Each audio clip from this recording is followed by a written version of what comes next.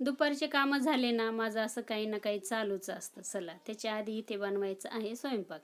Cooker ठेवलेले, आज direct कुकरमध्येच मी डाळ करणार आहे. तेल घातलं, थोडंसं जिरं मोहरी घालून घेतली. त्याच्यानंतर हिरवी मिरची लसूण आहे ना खलबत्त्यामध्ये असं आबडधोबडच ठेचून घेतला. ठेचा घातलेला आहे मस्त छान असा.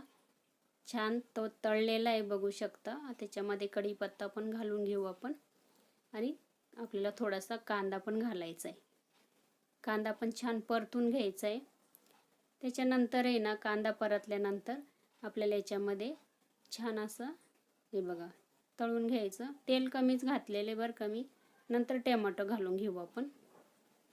आज मी इथे ना मसूर डाळ करणार आहे आणि ती पण डायरेक्ट मी कुकरमध्येच फोडणी देणार आहे. टोमॅटो पण छान तळलेला आहे बघू शकता. आता त्याच्यामध्ये आपण आहे ना दुसरे साहित्य घालून घेऊया. चला इथे ना कोणताही तुम्ही घरातला एखादा मसाला घालू शकता. हळद घातली, अगदी थोडीशी कलरची मिरची ही ती घातलेली, कोथिंबीर घातली आणि त्याच्यानंतर मिक्स करून घ्यायचं आहे. थोडंसं गरम पाणी घालायचं मसाले जळू नये म्हणून. चला त्याच्यानंतर आहे ना मसूर डाळ आहे ना धुवून घेतलेली आहे, ती पण घालून घेऊ. हे बघा आपल्याला आहे ना तेलामध्ये छान मसाल्यांमध्ये ना फ्राय करून घ्यायची ती. त्याच्यानंतर आपल्याला याच्यामध्ये मीठ घालून घ्यायचं आहे लगेच.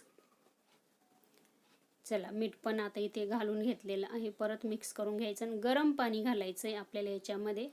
आणि आपल्याला लगेच गरम पाणी घातल्यावर कुकरचं झाकण लावून आपल्याला 2 शिट्ट्या करायच्या फक्त.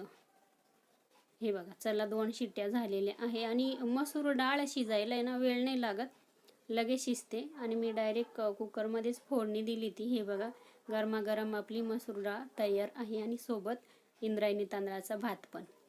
आणि तोंडी लावण्यासाठी आज आहे ना सुक्की मस्त कारल्याची भाजी बनवलेली होती, कांदा वगैरे टाकून छान अशी. आजचं जेवण होतं हे आणि चपात्या.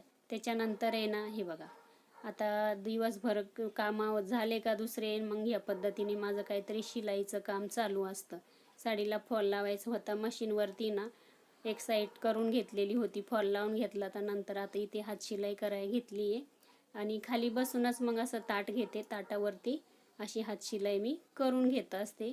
तर चला साडीला संपूर्ण फॉल लावून घेते. चला आता इथेच मी एंड करते.